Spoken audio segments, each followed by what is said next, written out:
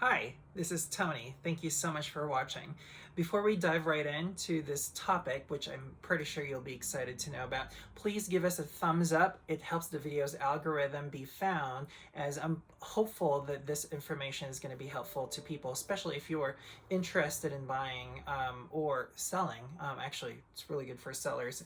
Again, diving into the topic, I'd like to set the stage. If you're not aware, currently there's a shortage across the entire nation, shortage of homes, if you will, and people call it low inventory this. Oh my goodness, the market is crazy.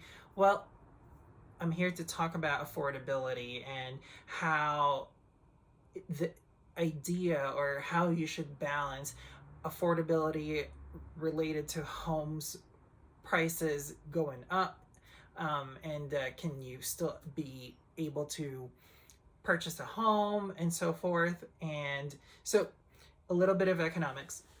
Supply and demand is what drives prices. The higher the demand with a shortage of supply basically creates the surge in price, and that's exactly what's happening in the nation, particularly in Colorado as well. That's where I am. And the market has just been intense, contrary to, I know it's been difficult with the pandemic, and there's a lot of fear that comes with the unknown about the economy and where things are at. However, the data, according to a lot of resources, particularly National Association of Realtors, published, always has available information on, a lot of these. So if you're a seller, these are all great news. I'm pretty sure current homeowners are very ecstatic about, the rise in property values, if you will. But there's always that question, well, what do I do? Where do I go? Since everything is just so expensive. And similarly, on the buying side, people who hope and aspire to buy homes, there's that fear that, can I really afford this? So I'd like to steer the discussion or this video around what we should really focus on. Yes, the prices are just soaring. I can tell you all sorts of scary stories about deals like, oh my goodness, 50K over asking price and it's not good enough. Calm down. When there's a will, there's a way. And I'd like to encourage you to check out the other videos that I have. So before we dive into the statistics, there's a few components that I'd like for you to focus on and to give you confidence. So one, yes, price. Absolutely. Oh my goodness, it's intense, it's crazy, it's expensive. But what does that translate to per month? How much is it going to cost me per month?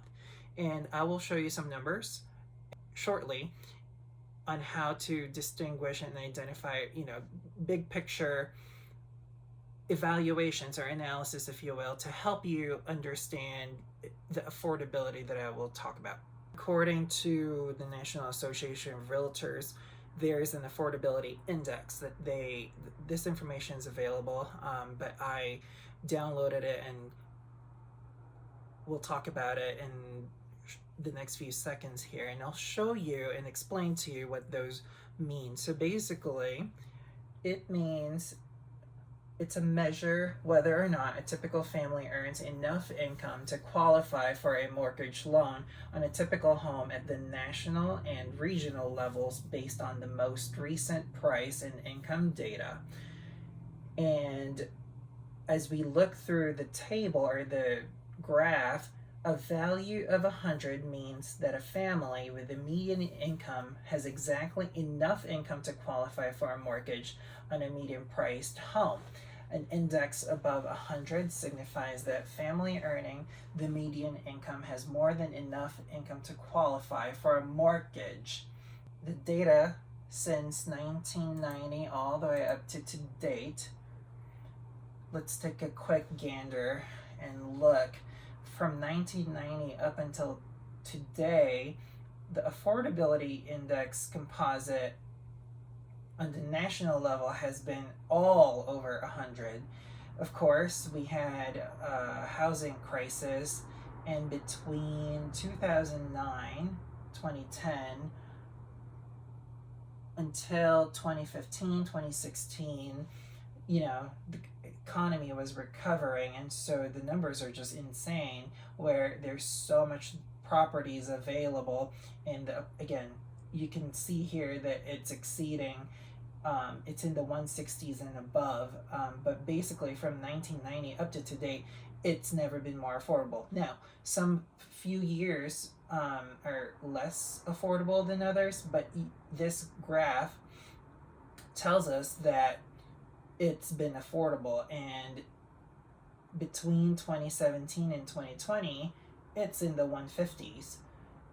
Now, that's on the national level, and I do want to focus on Colorado, which is, per the National Association of Realtors, they grouped Colorado in the West region.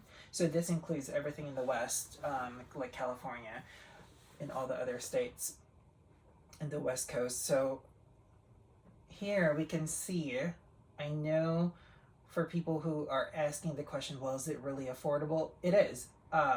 Even though the home prices are surging, that is. And so, as you can see, actually, between 1999 until 2007, it was not really affordable. As you can see, it's all under 100. And then since 2008, it's just been affordable. Again, by definition, right, it means that consumers, the median household consumer, has the capabilities to afford a median priced home. Well, what does this mean to you? It should be a good thing. I think it's an exciting time, even though the economy is probably stressing a lot of folks. But there's a lot of things going on here that's to your advantage. So one, we just talked about what the Affordability Index means, and that it, based on the numbers, that it's affordable. But should you jump in, especially if you're a first-time home buyer, or if you're in the fence, or whatever the case may be? The answer is yes, absolutely. Please check out my website found below in the description, and if you'd like to connect on a personal level, I will gladly do that. Please let me know how I can help you, and I will gladly walk you through and get you started. Again, please, if you like this video, or if you find this video useful and helpful, please give us a thumbs up. Please be sure to subscribe. Don't forget to click the link to subscribe. The last thing that I'd like to ask you, based on this information, is what are your thoughts? Do you think it is affordable or not? And why that is? What are your reasons why you think it's not affordable?